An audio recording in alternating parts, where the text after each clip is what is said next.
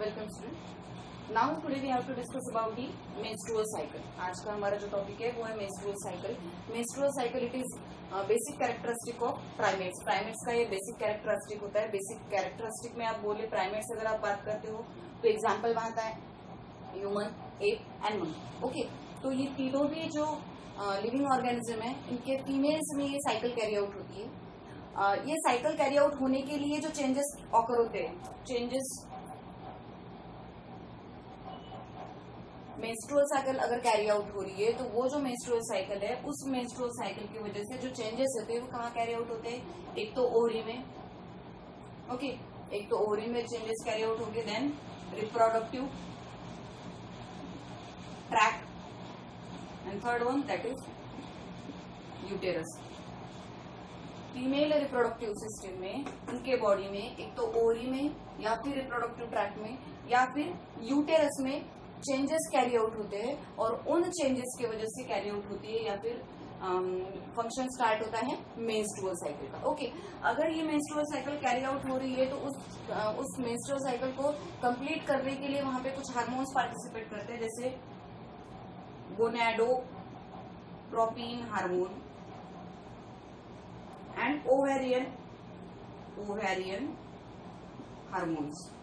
Okay, ये जो hormone है, ये दो हार्मोन्स जो भी चेंजेस है during the menstrual cycle which is occur inside the ovary, reproductive track और यूटेरस, इन ऑर्गन में जितने भी चेंजेस हो रहे हैं it is because of the और which is carry out by the two hormones gonadotropin hormones and ovarian hormones. Gonadotropin hormone जो है वो रिलीज होता है from the hypothalamus glands of the pituitary, hypothalamus portion of the brain और pituitary gland से। Okay, pituitary gland से release हो रहा है गोनाडोट्रोपिन हार्मोन।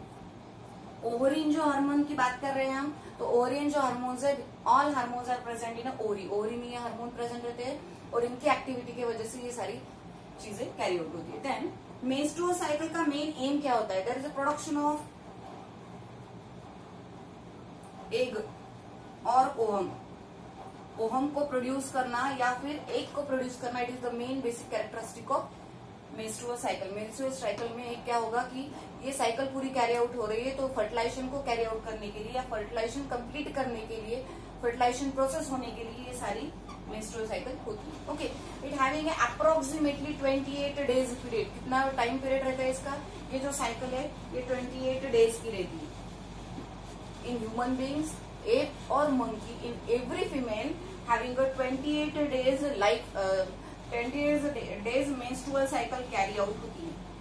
ओके, जिसे हम एमसी साइकिल भी बोल सकते हैं। मेंस्ट्रुअल साइकिल जो है जिसे हम पीरियड्स भी बोलते हैं, जो हर फीमेल में 28 डेज की साइकिल कैरी आउट होती है। ओके, विद इन 1 मंथ, एक मंथ में पूरे out of two ovaries only 1 egg is release. ध्यान में रखना है चीजें। It is introductory part of menstrual cycle. Human, ape और मंकी में कैरी आउट हो रही है। जब मेंस्ट्रुअल साइकिल कैरी आउट होती है तो ओवरी, रिप्रोडक्टिव ट्रैक और यूटेरस में चेंजेस कैरी आउट होते हैं। ये चेंजेस कैरी आउट करने के लिए वहां पे कुछ हार्मोन्स प्रेजेंट रहते हैं, जैसे gonadotropin hormone and ovarian hormone. Then gonadotropin hormone release होता है पिट्यूटरी ग्लैंड से और ओवरियन हार्मोन प्रेजेंट रहते हैं ओवरीज में। ओके, प्रोडक्शन ऑफ इसका जो मेंस्ट्रुअल साइकिल कैरी आउट हो रही है, इसका मेन बेसिक कैरेक्टरिस्टिक क्या है कि there is a formation of egg. क्या होगा वहां पे? एग फॉर्मेशन की प्रोसेस होगी, जिसे हम क्या बोल रहे हैं? मेंस्ट्रुअल साइकिल का एम बोल रहे हैं। देन 28 डेज की ये साइकिल रहती है और 28 डेज में आउट ऑफ दीज 2 ओवरी, आपको पता है फीमेल में 2 ओवरी प्रेजेंट रहती है और इन 2 ओवरी में से सिर्फ एक ओवरी में से एक एग, सिंगल एग बाहर निकलेगा या सिंगल ओवम बाहर निकलेगा। Okay, it is about the general introduction about the menstrual cycle. Then we have to discuss phases of menstrual cycle. मैंने एक डायग्रामेटिक रिप्रेजेंटेशन बोर्ड पे निकाला है। इसके 4 स्टेजेस रहती है मेंस्ट्रुअल साइकिल की। There are 4 stages of menstrual cycle are there.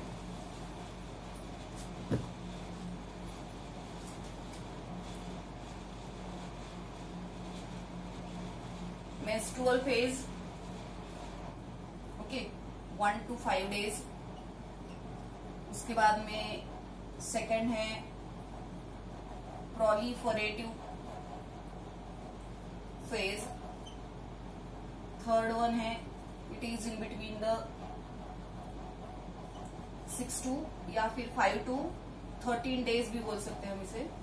Then third phase होती है ओव्यूलेटरी फेज।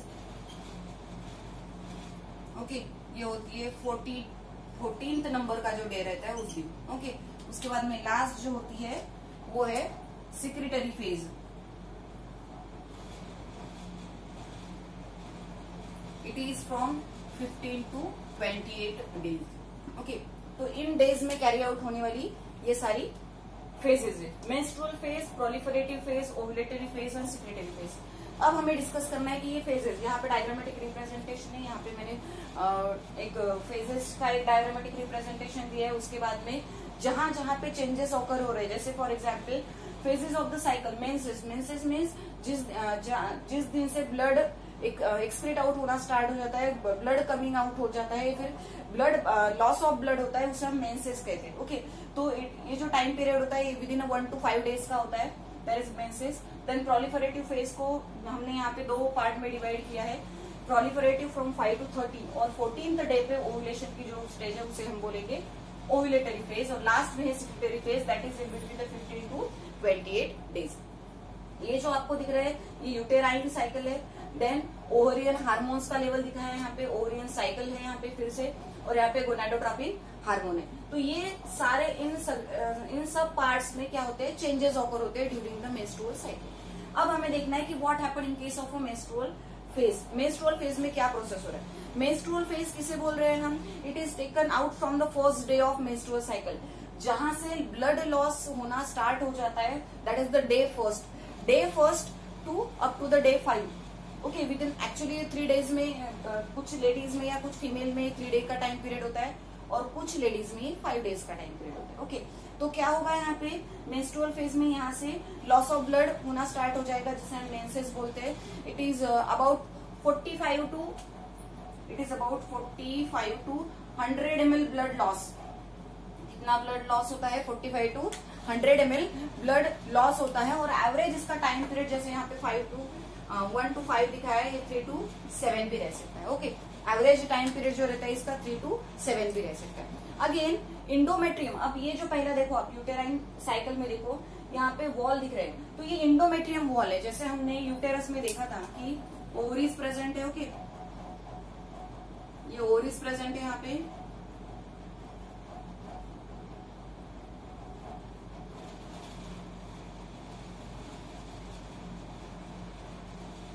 और ये यहाँ पे डोम शेप ऑर्गन है, और ये यूटेरस है।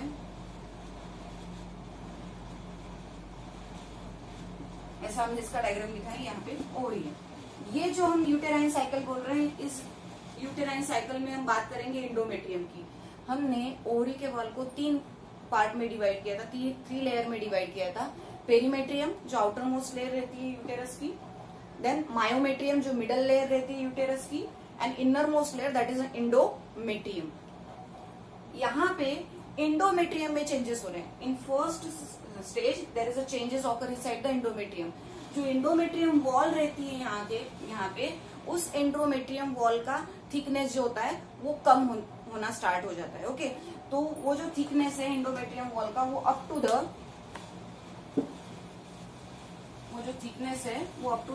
हो जाता है 1 mm। इंडोमेट्रियम वॉल थिकनेस कितना हो गया, वो 1 mm हो गया। Okay, thickness of the endometrium wall became 1 mm। ये क्यों होता है, इंडोमेट्रियम वॉल क्यों ब्रेक होती है? जब तक कि इंडोमेट्रियम वॉल ब्रेक नहीं होगी तब तक कि यहाँ से जो फ्लो आ रहा है, जो वेस्ट मटेरियल है, यहाँ से वजाइना से बाहर नहीं निकलेगा। तो सबसे पहले इंडोमेट्रियम वॉल को ब्रेक होना होता है, और ये ब्रेक क्यों होता है? It is break because of the prostaglandin. Prostaglandin के वजह से, प्रोस्टैग्लैंडिन क्यों रिलीज होता है? Due to the low level of progesterone and estrogen. देखो सबसे पहले हमने क्या डिस्कस किया है कि इंडोमेट्रियम वॉल की थिकनेस कम हो रही है। ओके, इंडोमेट्रियम वॉल की थिकनेस कम हो रही है, क्यों हो रही है? Because of the release of prostaglandin. Prostaglandin क्यों रिलीज हुआ? Because of the decrease level of progesterone, progesterone और एस्ट्रोजन, इसका level, these are the females hormone, इन हार्मोन्स का जो लेवल है वो डाउन हो चुका है। इसके वजह से प्रोस्टाग्लैंडिन रिलीज हुआ और उस प्रोस्टाग्लैंडिन ने क्या किया, एंडोमेट्रियम वॉल को थीन कर दिया। थीन कर दिया मतलब थोड़ा उसको ब्रेक करने के सिचुएशन में वो चले गए। ओके, अब जो भी वेस्ट मटेरियल अंदर प्रेजेंट है, जैसे फॉर एग्जाम्पल म्यूकस लाइनिंग रहती है, सेल डेब्रीज रहती है, अनफर्टिलाइज एग्स रहते हैं, टिश्यू फ्लूइड्स रहता है, ये सारा का सारा बाहर निकलता है ड्यूरिंग द मेंस्ट्रुअल साइकिल। कब निकलता है, जब ये मेंस्ट्रुअल साइकिल होती है, जब ब्लड फ्लो होता है तो एक्चुअली उस ब्लड में क्या प्रेजेंट रहता है, there is a presence of unfertilized eggs, mucus lining, tissue fluid और बहुत सारे वेस्ट मटेरियल वहां पे प्रेजेंट रहते हैं जो विद इन 5 डेज लॉस हो जाता है with the help of blood. Okay, तो ये बिकॉज ऑफ द 1 mm जो लेंथ थी उसकी थिकनेस, जो नॉर्मली थिकनेस उसकी 10 to 10 सेंटीमीटर mm रहती है, वो कम होके 1 mm पे आ जाती है बिकॉज ऑफ द प्रोस्टाग्लैंडिन, और ये प्रोस्टाग्लैंडिन रिलीज होता है बिकॉज ऑफ द प्रोजेस्ट्रॉन और एस्ट्रोजन। ओके, अब आप बोलोगे कि ब्लड जो फ्लूइड निकल रहा है या फिर जो ब्लड लॉस हो रहा है वो क्लॉट क्यों नहीं होता? Okay, because of the presence of fibrolysin. इस ब्लड में जो मेंस्ट्रुअल फ्लो है, उस मेंस्ट्रुअल फ्लड में फाइब्रोलिसिन प्रेजेंट रहता है और उस फाइब्रोलिसिन के वजह से वहां पे ब्लड क्लॉट नहीं होता है। ये पहली स्टेज डिस्कस कर रहे हैं मेंस्ट्रुअल साइकिल की। सबसे पहले हमने क्या डिस्कस किया, there is a loss of blood जिसे हम मेंसेस कह रहे हैं, और वो कितना होता है 45 to 100 ml होता है। इसका जो लॉस होता है ब्लड, वो विद इन 3 to 7 डेज में कंप्लीट हो जाता है। कुछ में 3 डेज में होता है, कुछ फीमेल में 5 डेज में होता है और कुछ फीमेल में 7 डेज में होता है। ओके, तो लॉस ऑफ ब्लड हुआ। देन अब जो एंडोमेट्रियम वॉल है वो थिकनेस उसकी कम हो रही है, वो ब्रेक हो रही है because the presence of prostaglandin, ये दोनों जो है उसका लेवल कम हो जाएगा। देन ये क्लॉट नहीं हो रहा है blood because of the presence of fibrolysin. Fibrolysin वहां पे प्रेजेंट है, इसके वजह से वो ब्लड को क्लॉट नहीं होने देता। It is again called as a funeral of unfertilize egg. Funeral of unfertilize egg का मतलब क्या, कि किसी अगर डेथ हो जाते हैं हम, तो हम किसी के फ्यूनरल पर जाते हैं। ओके, फ्यूनरल पर जाते हैं तो यहाँ पे भी जो एग रहता है अंदर, ओरी के अंदर जो एग प्रेजेंट रहता है, उसकी डेथ हो जाती है और उस डेथ के वजह से वो सारा का सारा सेल डेब्रीज या जो एग फर्टिलाइज नहीं हुआ है वो बाहर निकल आता है with the help of blood. तो उसे हम फ्यूनरल ऑफ अनफर्टिलाइज एग भी बोल सकते हैं। ओके, अब यहाँ पे जो हार्मोन्स रिलीज हो रहे हैं, इट इज इस सिचुएशन में, पहले सिचुएशन में क्या होता है, जो सम प्राइमरी फॉलिकल्स जो है, सम प्राइमोर्डियल फॉलिकल्स है, converts into a primary follicles. Some पहले मेंस्ट्रुअल फेज में क्या होगा, जो प्राइमोर्डियल फॉलिकल है, that primordial follicle converts into a primary follicles. Sometimes some primary follicles are converts into a secondary follicles. और ये सब क्यों होता है, because of the follicle stimulating hormone. क्यों हो रहा है ये सब का सब, because of the follicle stimulating hormone. जब मैंने पहले इस सिचुएशन में बोला आपको गोनाडोट्रोपिन हार्मोन और ओवरियन हार्मोन यहाँ पे पार्टिसिपेट कर रहे हैं, तो गोनाडोट्रोपिन हार्मोन जो है वो FSH है, वो कौन रिलीज कर रहा है, it is release from the pituitary gland. तो जब 5 डेज का टाइम पीरियड आता है, तो उस टाइम पीरियड में या फिर 7 डेज का जो टाइम पीरियड है बिटवीन द मेंस्ट्रुअल साइकिल, उस टाइम पे कुछ प्राइमोर्डियल फॉलिकल कन्वर्ट्स होते हैं प्राइमरी फॉलिकल में और प्राइमरी फॉलिकल कन्वर्ट्स होते हैं सेकेंडरी फॉलिकल में। ओके, ये सब हो रहा है because of the follicle stimulating hormone. Follicular stimulating hormone FSH, उसका काम होता है फॉलिकल को बनाना। These are the follicles. हमने ओवरी के सेक्शन में डीपली डिस्क्राइब किया है उसको। ओके, तो ये फॉलिकल्स है, इन फॉलिकल्स को बनाने का काम होता है फॉलिकुलर स्टिमुलेटिंग हार्मोन का। तो उस टाइम ये पहले सिचुएशन में 5 डेज या 7 डेज में ये सिचुएशंस कैरी आउट होती है, FSH रिलीज होना स्टार्ट हो जाता है और उसका काम होता है फॉलिकल को बनाना। ओके, ये हो गया menstrual phase. In case of second phase क्या होगा, सेकेंड फेज में that phase is called as a proliferative phase.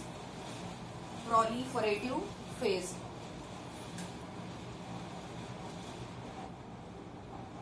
proliferative phase.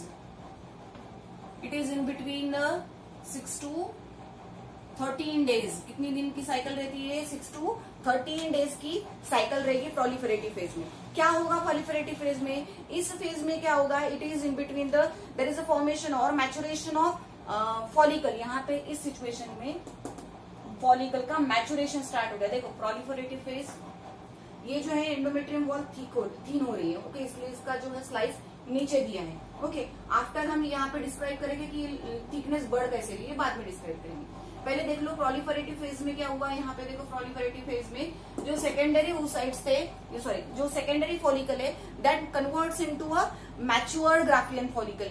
इस सिचुएशन में जो सेकेंडरी फॉलिकल्स रहते हैं प्रोलिफरेटिव फेज में, वो मैच्योर्ड ग्राफियन फॉलिकल में कन्वर्ट्स होते हैं। क्या होता है यहाँ पे, मैच्योर्ड ग्राफियन फॉलिकल में कन्वर्ट्स होते हैं और यहाँ पे रिलीज ऑफ ओहम की प्रोसेस होती है। इस टाइम यहाँ पे रिलीज ऑफ ओहम की प्रोसेस होगी, मतलब ये जो डेवलप हुआ ग्राफियन फॉलिकल है, जो प्रोलिफरेटिव फेज में डेवलप हुआ है इन between the days 6 to 13 days. मैंने 14 डेज की बात नहीं की, 14 नंबर का डे अभी नहीं आया है। यहाँ पे क्या होगा सिर्फ कि ये जो ग्राफियन फॉलिकल है डेवलप हुआ और इस स्टेज के बाद में जो 14th डे आएगा उस दिन वो ग्राफियन फॉलिकल रप्चर हो जाएगा, ओके। तो यहाँ पे सबसे पहले क्या कि मैचुरेशन ऑफ ग्राफियन फॉलिकल हुआ, then it is between the 5 to 13 days of cycle है। उसके बाद में ग्राफियन फॉलिकल जो है वो प्रोसीड हो जाता है develops into a new Graafian follicle, मतलब सेकेंडरी का डेवलपमेंट ग्राफियन फॉलिकल में हुआ। अब क्या हुआ, अब ग्राफियन फॉलिकल यहाँ पे बना, लेकिन सिर्फ एक ही प्राइमरी या सेकेंडरी फॉलिकल यहाँ पे रहते हैं क्या। इससे पहले जब हम ओरी का सेक्शन डिस्कस किया था, हमने क्या देखा था वहां पे कि जो ग्राफियन फॉलिकल है उससे पहले सेकेंडरी फॉलिकल बनता है, प्राइमरी फॉलिकल बनता है, तो उसमें से कुछ डीजनरेट भी हो जाते हैं, उसमें से कुछ फॉलिकल डीजनरेट भी हो जाते हैं और उसे हमने बोला था एस्ट्रिया, उसे हमने बोला था एस्ट्रिया। ध्यान में रखना है ये वर्ड। जब when some follicles are get degenerate, that degenerating follicles are called as a astria। तो इसमें क्या हुआ, सेकेंडरी जो फॉलिकल है that matured into Graafian follicle, ये हुआ इन बिटवीन द 6 to 13 डेज। उसके बाद में यहाँ पे जो हार्मोन रिलीज होता है, वो हार्मोन क्या रिलीज करना स्टार्ट करता है, इस्ट्रोजन रिलीज करना स्टार्ट करता है। देखो अब प्रोलिफरेटिव फेज में ग्राफियन फॉलिकल बना, ओके, यहाँ पे एफएसएच की लेवल देखो अब थोड़ा क्या हो रहा है, बढ़ रहा है, उसका काम है फॉलिकल को डेवलप करना। अब नेक्स्ट इसमें क्या होगा, यहाँ पे देखो इस्ट्रोजन कौन रिलीज करता है। हमने जब ग्राफियन फॉलिकल का सेक्शन देखा था तो हमने देखा था कि ये जो सेल्स है, फॉलिकुलर सेल्स है, जो ग्रैन्युलर सेल्स है, ये सेल्स क्या कर रहे हैं, फॉलिकुलर सेल्स या ग्रैन्युलर सेल्स क्या कर रहे हैं, इस्ट्रोजन को रिलीज कर रहे हैं। तो इस टाइम क्या रिलीज होना स्टार्ट हो जाएगा, there is a release of estrogen. क्यों, क्योंकि इसको क्या करना है, डेवलप करना है, ओके।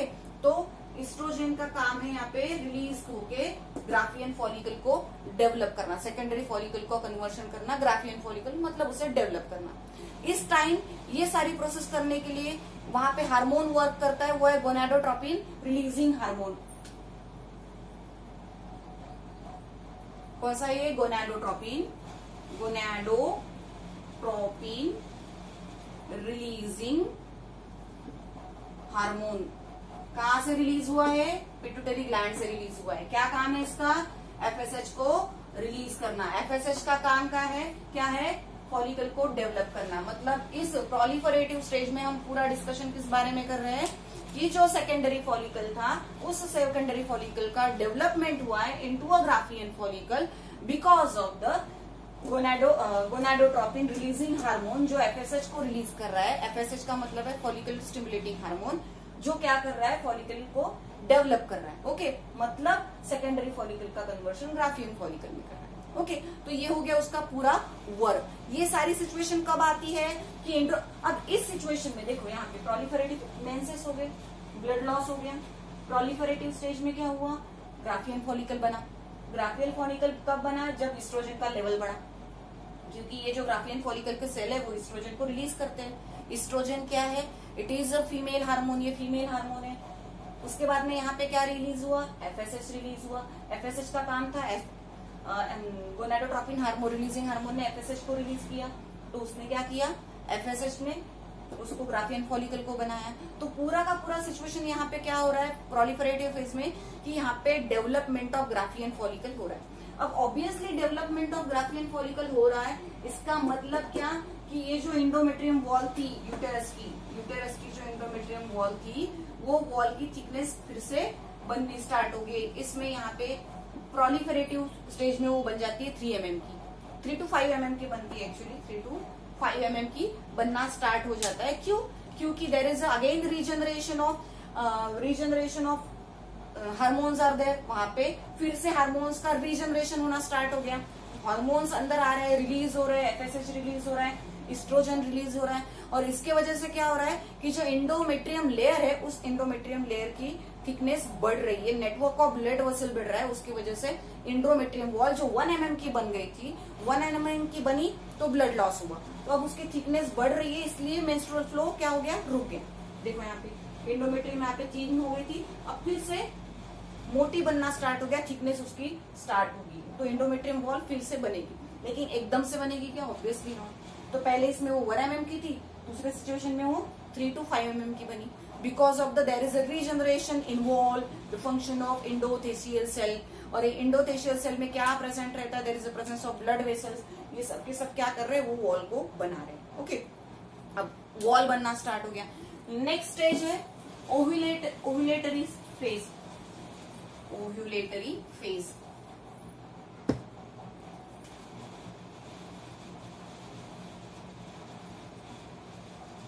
क्या होगा ओव्यूलेटरी फेज में, it is the 14th day, एक ही डे के बारे में बात कर रहे हैं, it is the 14th day cycle, it is the 14th day cycle which is occurring inside the pelvis cavity. कहाँ पे क्या कैरी आउट होती है, पेल्विस कैविटी में कैरी आउट होती है। ओके, पोजीशन बताइए उसकी, पेल्विस कैविटी में कैरी आउट हो रही है, और 14th डे है, 14 नंबर का डे है जहाँ पे ओव्यूलेशन हुआ है, मतलब हमने प्रोलिफरेटिव फेज में क्या देखा, ग्राफियन फॉलिकल बनना देखा।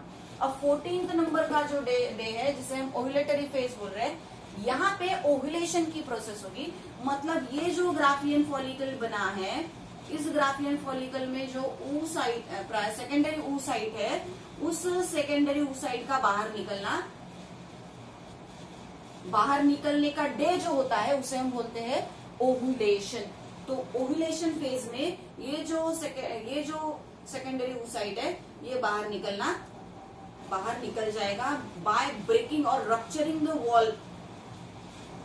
क्या करेगा, ये वॉल को रप्चर कर देगा, ग्राफियन फॉलिकल के वॉल को रप्चर कर देगा, और रप्चर करके क्या करेगा, ये सेकेंडरी oocytes बाहर निकल जाएंगे। सेकेंडरी oocytes क्या हो गया, बाहर निकल रहे हैं, यहाँ पे देखो 14th डे पे, और इस 14th डे पे LH ल्यूटेनाइजिंग हार्मोन, LH का मतलब ल्यूटेनाइजिंग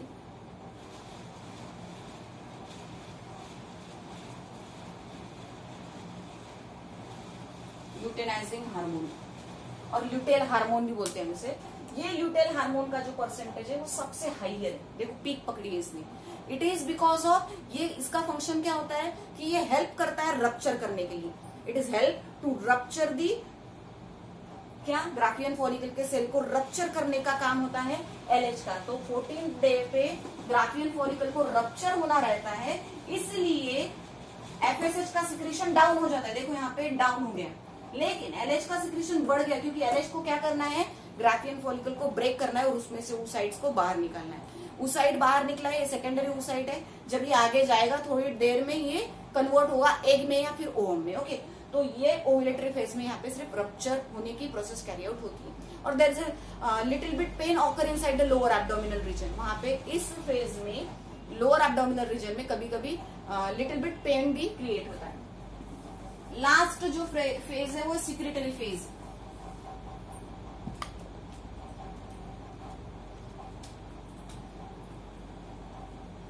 सिक्रेटरी फेज क्या होगा इस सिक्रेटरी फेज में, it is from the 15 to 28 days.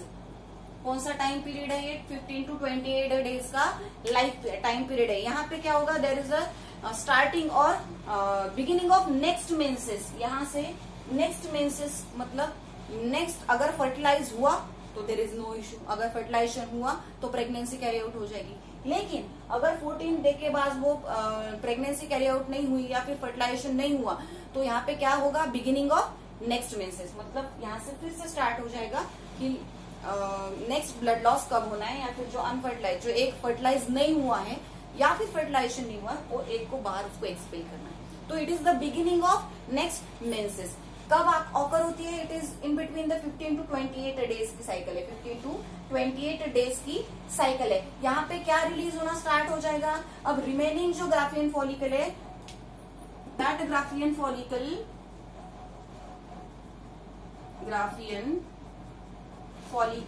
आप लोगों को पता है कि ओवम निकलने जाने के बाद में, ये ओवरी के सेक्शन में हमने डिस्क्राइब किया था इसको, जब ये सेकेंडरी oocyte निकल जाएगा तो ये खाली स्ट्रक्चर यहाँ पे बचेगा और उसे बोला था हमने कॉर्पस ल्यूटेयम।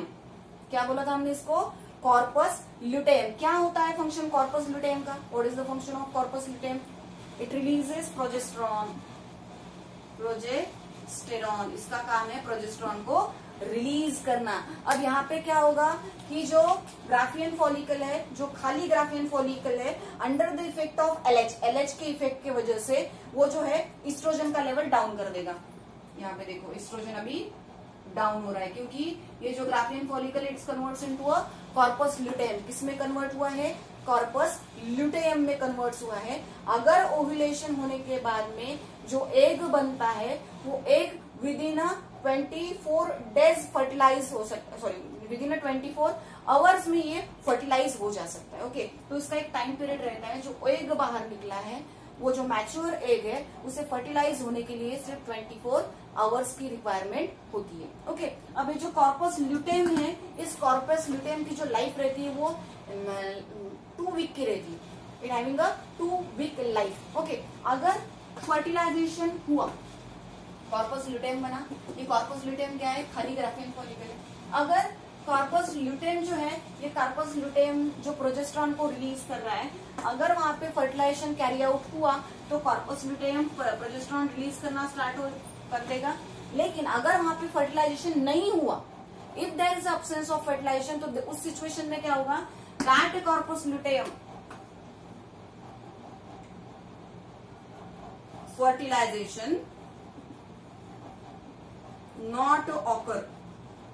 अगर फर्टिलाइजेशन वहां पे नहीं हुआ तो ये कॉर्पस ल्यूटेयम किसमें कन्वर्ट होगा?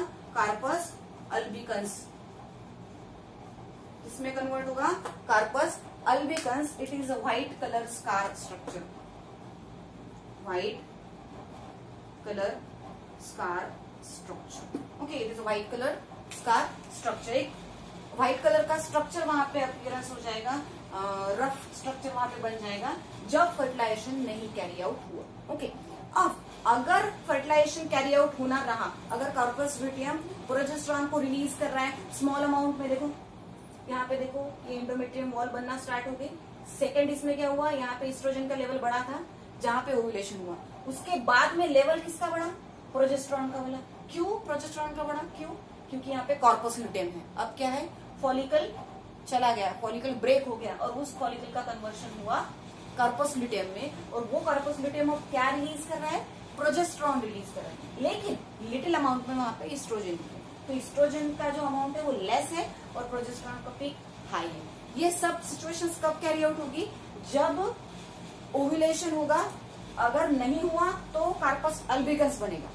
अगर फर्टिलाइजेशन हुआ तो ऑब्वियसली, अगर फर्टिलाइजेशन हुआ तो वहां पे जो कार्पस ल्यूटेयम है, वो कॉर्पस ल्यूटेयम को मेंटेन करने का जो काम है वो ह्यूमन कोरोनिक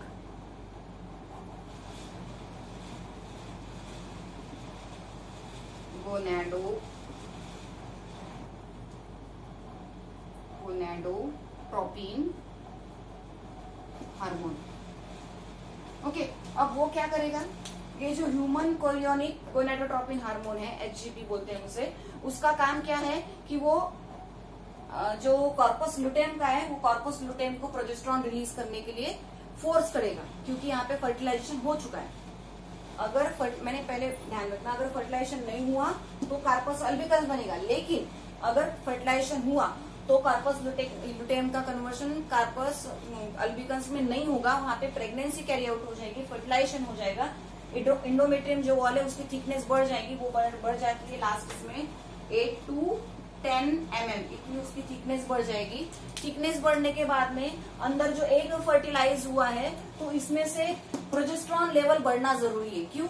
क्योंकि कार्पस ल्यूटेयम प्रोजेस्टेरॉन रिलीज कर रहा है और प्रोजेस्टेरॉन को बोला जाता है pregnancy hormone. Progesterone is known as a pregnancy hormone. अब ये जब प्रेगनेंसी हार्मोन रिलीज करेगा तो उस प्रोजेस्टेरॉन का काम रहता है उस एंडोमेट्रियम वॉल को कंटिन्यू बनाया रखना। ओके, अगर प्रोजेस्टेरॉन का लेवल डाउन हो गया तो एंडोमेट्रियम की वॉल फिर से थीन हो जाएगी। अगर थीन हो रही तो लॉस ऑफ ब्लड होगा। तो उसको थिकनेस बढ़ाने के लिए प्रोजेस्टेरॉन रिलीज होना जरूरी है। तो वहां पे प्रोजेस्टेरॉन रिलीज करने के लिए कॉर्पस ल्यूटेयम को रिमेनिंग रहना जरूरी है। और कॉर्पस ल्यूटेयम को रिमेनिंग रखने के लिए, एज इट इज कंडीशन में रखने के लिए वहां पे human chorionic gonadotropin hormone work करता है। और उस हार्मोन की वजह से वो जो एंडोमेट्रियम की वॉल है वो एज इट इज रहती है, क्योंकि प्रोजेस्टेरॉन वहां पे रिलीज होते रहते हैं। तो यहाँ पे अब एंडोमेट्रियम की वॉल की जो थिकनेस है वो बढ़ गई। अब आप लोगों को पता है कि यूटेरस में, एम्पुला में वहां पे फर्टिलाइजेशन हुआ है और इम्प्लांटेशन आके कहाँ पे होता है, इनसाइड दी। इम्प्लांटेशन कहाँ पे होगा, इनसाइड दी यूटेरस, मतलब फंडस पोर्शन में जो डोम शेप ऑर्गन वहां पे दिखता है,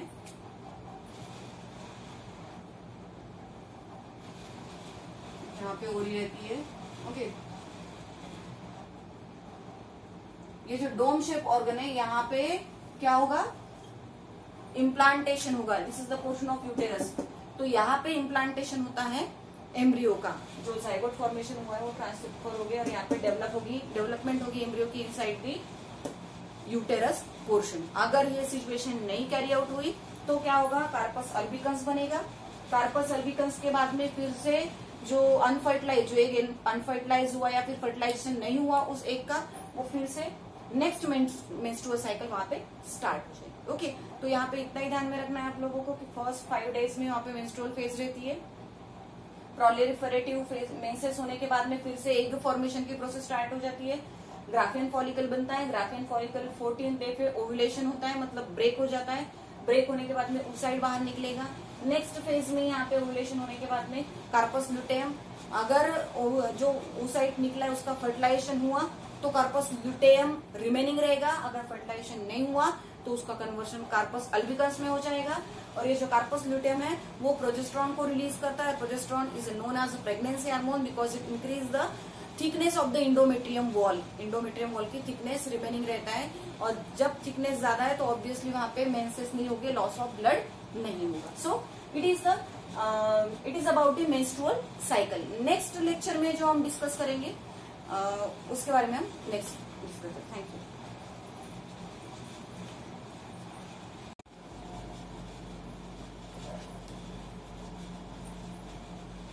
वेलकम।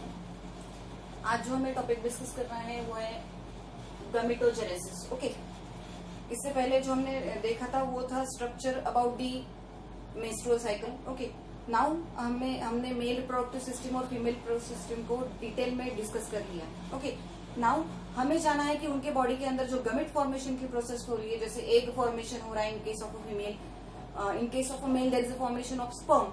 तो ये जो दोनों हुए ये गमेट्स हुए। तो ये गमेट कैसे फॉर्मेशन हो रही है, जो भी स्टडी है विच इज इंक्लूडिंग इन अ गमेटोजेनेसिस। तो गमेटोजेनेसिस की डेफिनेशन कैसे बोलेंगे हम, it is the process of formation of gametes. It is the process of formation of gametes in a sexually reproducing animals.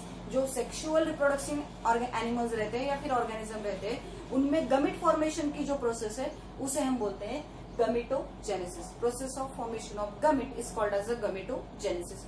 In case of a male, it is gamete. Male gamete is a sperm, and in case of a female, female gamete is a ovum or egg. Now, firstly, we have to discuss about the male gametes. Now, process of formation of sperm. हम जहाँ पे male gamete formation की process कर रहे हैं उस process को बोला जाता है स्पर्मेटोजेनेसिस। क्या बोलते हैं उसे, spermatogenesis. Process of formation of sperm, that is called as a spermatogenesis. किससे स्पर्म फॉर्मेशन हो गए, from the germinal epithelial cell. आप लोगों को पता है जब हमने स्ट्रक्चर डिस्क्राइब किया था टेस्टिस का टीएस देखा था तो उसमें हमने सेमिनिफेरस ट्यूब्यूल्स देखे थे, राइट। उस सेमिनिफेरस ट्यूब्यूल में हमने ये जर्मिनल एपिथेलियल लेयर देखी थी। There is a formation of germinal epithelial layer. Okay, this is one the germinal epithelial layer. उसके बीच में सेरेटोलाय सेल प्रेजेंट रहते हैं। There is a presence of Sertoli cell जो न्यूट्रिशन प्रोवाइड करते हैं स्पर्म को। ये सेरेटोलाय सेल हो गए।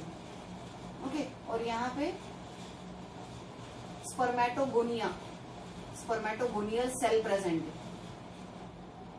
Presence of spermatogonial cell. और ये थोड़े से डेवलप हुए स्पर्म हम यहाँ पे दिखा देते हैं। ये स्ट्रक्चर हमने देखा था, इसे सेमिनिफेरस ट्यूब्यूल्स क्या बोलते हैं, उसे सेमिनिफेरस ट्यूब्यूल्स बोल रहे हैं। अंदर जो सेल है वो सेरेटोलाय सेल है, और ये जो दिख रहा है आपको दैट इज अ स्पर्मेटोगोनिया, उसे हम बोलेंगे स्पर्मेटोगोनिया या स्पर्मेटोगोनियल सेल।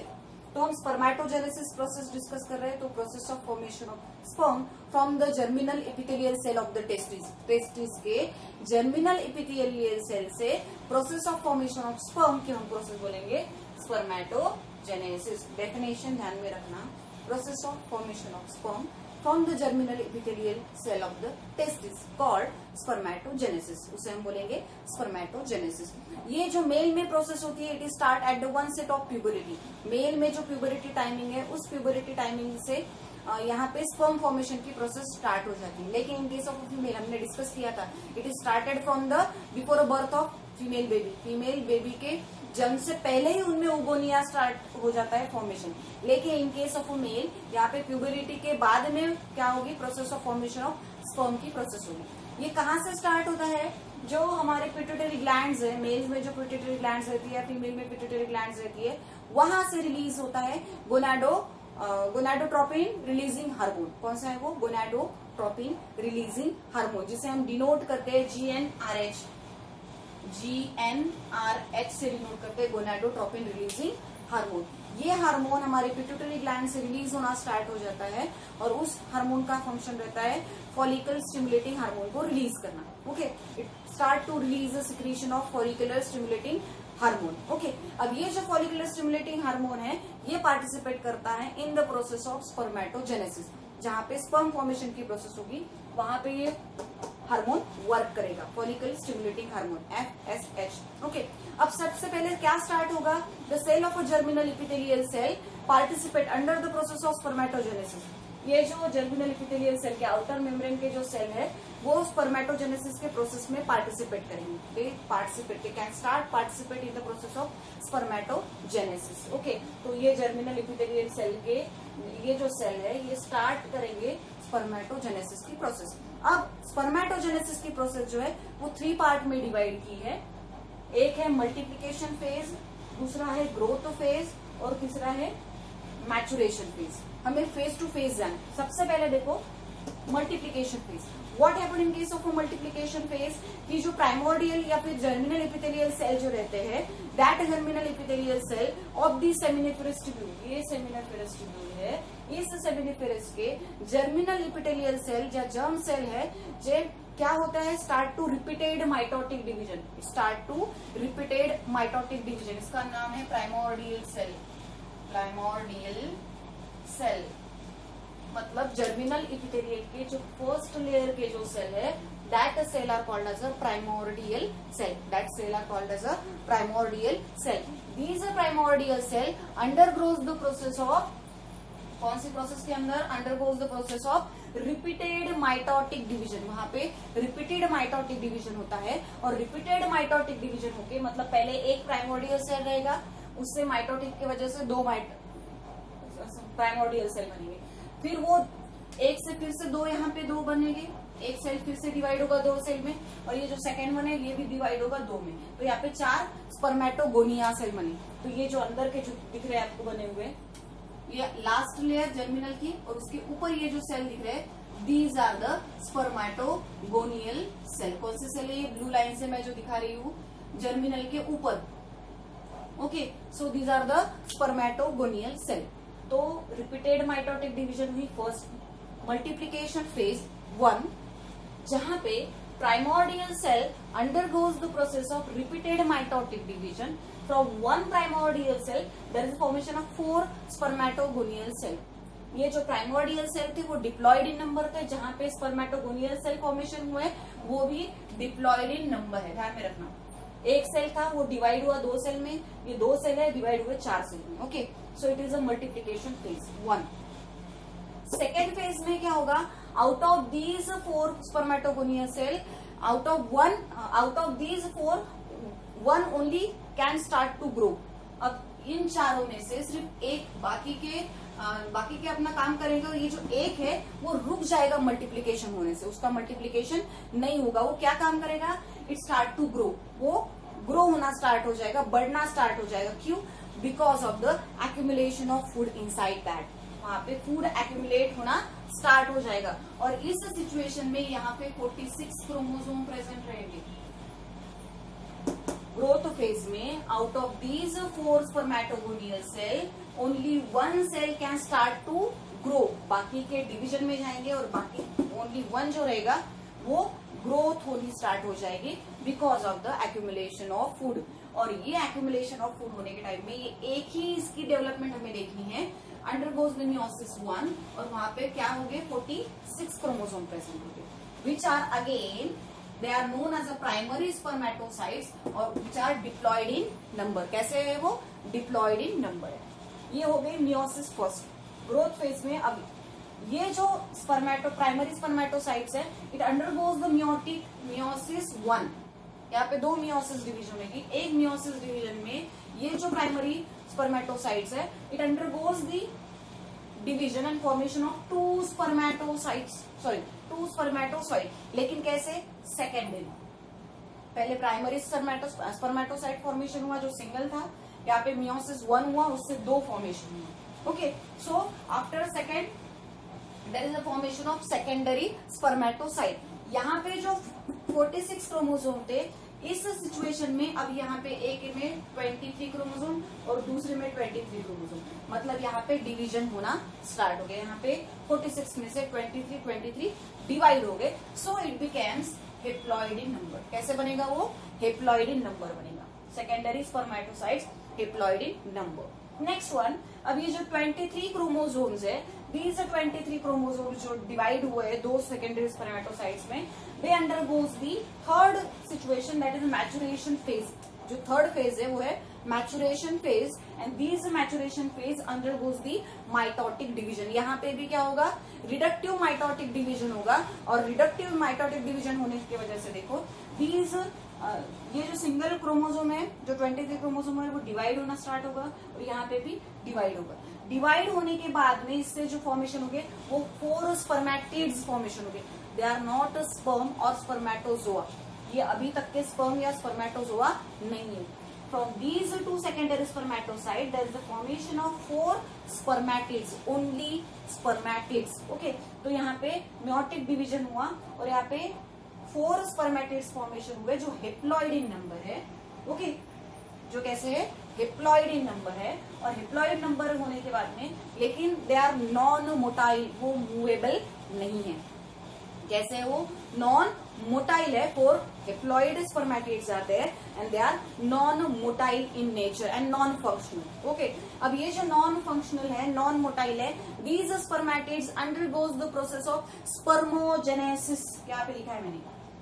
अब ये जो स्पर्मेटिड है ये स्पर्म बनने के प्रोसेस में जाएंगे। Process of formation of sperm that is called spermiogenesis. क्या बोलेंगे हम उसे? स्पर्मियोजेनेसिस। तो यहाँ से ये स्पर्मियोजेनेसिस बनना स्टार्ट हो जाएगा।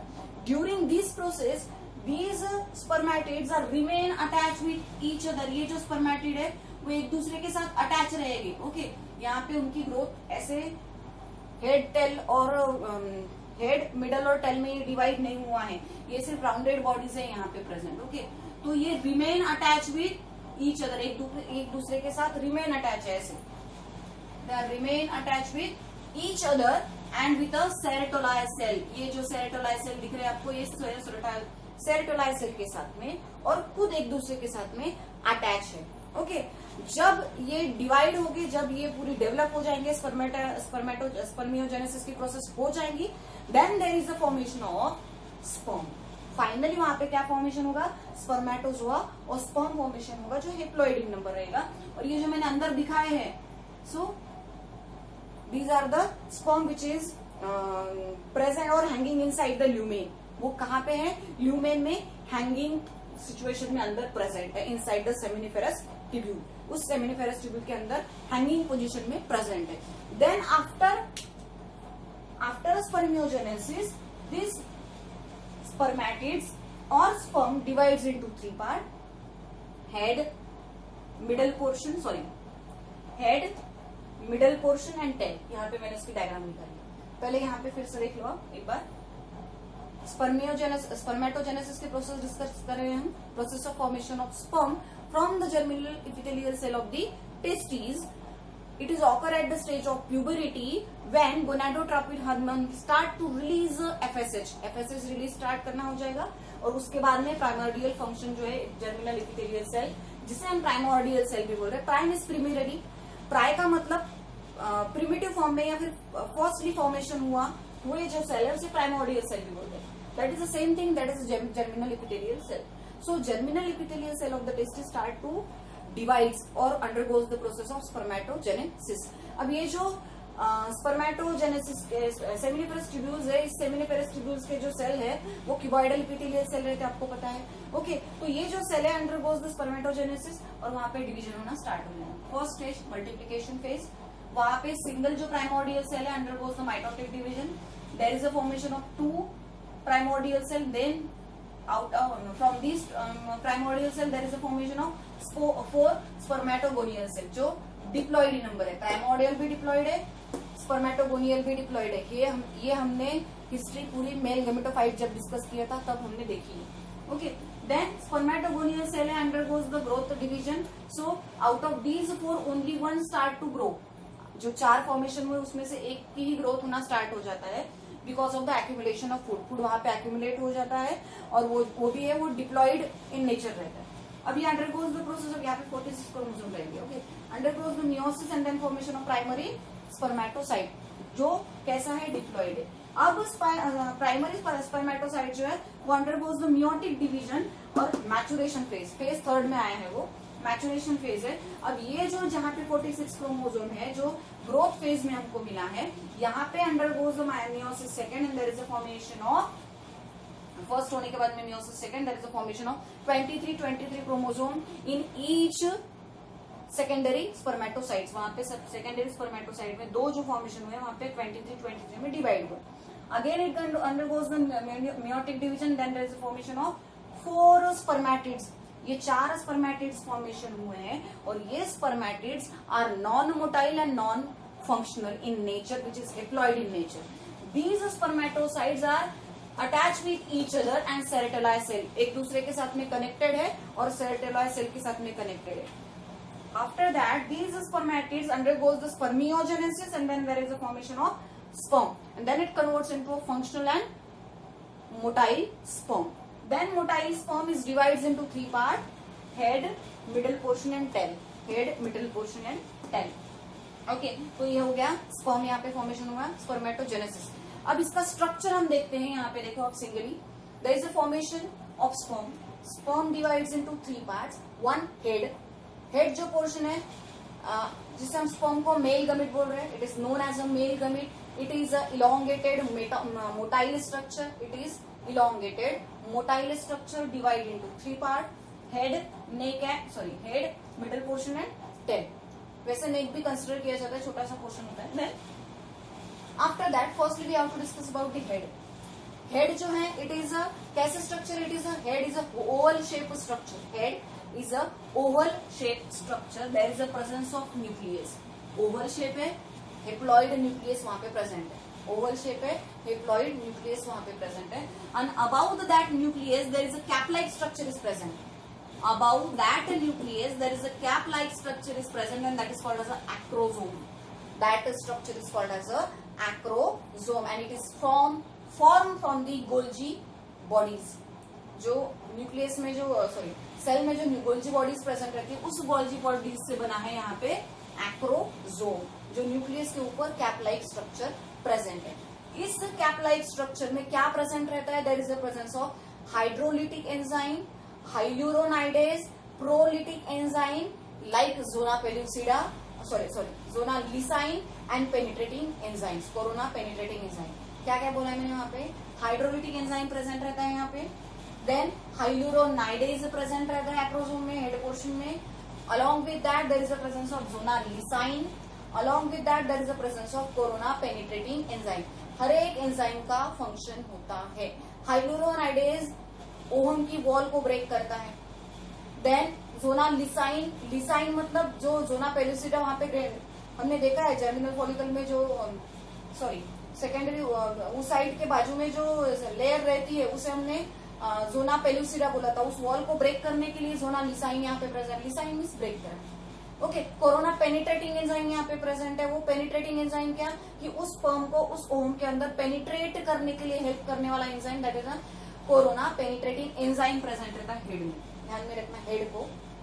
Head is a oval shape structure, then presence of haploid nucleus. Above that haploid nucleus there is a presence of cap-like structure that is called as a acrosome. Acrosome is formed from the Golgi bodies. In that structure there is a head. In that head portion or acrosome there is a presence of hydrolytic enzyme, hyaluronidase, zona lysine and corona penetrating enzyme. Then next to that there is a presence of neck. Neck is a very short region having two centrioles. छोटा सा portion है that having two centriole. Upper का जो portion है that is called as a proximal centriole.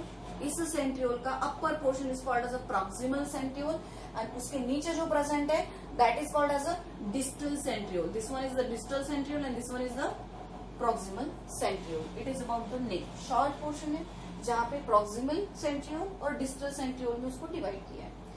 After that there is a presence of middle piece. उस middle piece में क्या present है? It having a axial filament. In that middle piece there is a presence of axial filament. एक filament like thread like structure present है which is surrounded by 10 to 14 spiral turn, 10 to 14 spiral turns of mitochondria. Axial filament यहाँ पे present है और उस exile filament ने 10 to 14 spiral turn लिए है, टर्न ऑफ माइटोकॉन्ड्रिया। माइटोकॉन्ड्रिया के यहाँ पे 10 to 14 टर्न फॉर्मेशन हुए हैं और ये माइटोकॉन्ड्रिया का फंक्शन क्या है?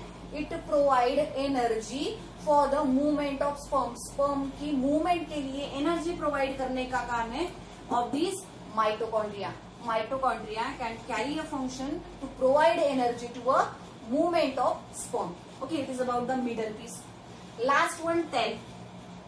Okay, last one is the tail. Tail कैसा है? It is a long slender and tapering portion of the it is long slender and tapering portion of the sperm. Sperm का एक long slender and tapering portion है which having cytoplasm. इसके अंदर क्या present है? Cytoplasm. Long tapering and slender portion which having cytoplasm and there is a presence of thread like exile filament. इसके अंदर भी यहाँ से आया हुआ एक्साइल फिलामेंट इसके अंदर प्रेजेंट है which is reaches to the कौन से पार्ट तक? Which is travel to the middle piece of the tail. Tail के मिडल पीस तक के वो ट्रेवल हुआ है जहाँ पे प्लाज्मा मेम्ब्रेन उसने कवर किया, प्लाज्मा मेम्ब्रेन ने उसको कवर किया है। But up to the end piece और at the end piece of the tail there is absence of plasma membrane. यहाँ पे ये जो लास्ट पोर्शन है एंड पीस जिसे हमने बोला है वहां पे प्लाज्मा मेम्ब्रेन प्रेजेंट नहीं रहता, लेकिन इन द मिडल पोर्शन और principal piece of the tail there is a presence of axial filament and that axial filament is covered by a plasma membrane. So it is the whole structure of this sperm. Sperm की diagram बहुत ज्यादा important होती है आपके exam point of view, या फिर आपका state board हो, सीईटी हो या नीट हो, इसके आप नेमिंग बहुत ज्यादा इंपॉर्टेंट होती है, ध्यान में रखना। Head, neck, middle piece and tail. Head क्या बोला है हमने? ओवल शेप ऑर्गन है, न्यूक्लियस प्रेजेंट है, हेप्लॉइड न्यूक्लियस है। About that there is a presence of acrosome. Acrosome कहाँ से बना है? It is from the Golgi bodies. Okay, क्या प्रेजेंट रहता है वहां पे? There is a presence of hydrolytic enzyme, hyaluronidase, zona lysin and corona penetrating enzyme. उसके बाद में हमने डिस्कस किया है नेक को। Neck is a short portion which is divides into two parts, axial that is a proximal center and जो उसके बाद में प्रेजेंट रहता है that is a distal centriole. After that middle piece having the exile filament which is turned by a 10 to 14 spiral turn by the mitochondria and which is known as a middle piece which mitochondria provide energy for the movement of sperm. After that last portion is a tail. Tail is a long slender tapering portion which having a cytoplasm. क्या present है उसमें? cytoplasm present है and there is a fine thread like exile filament is also present in that region.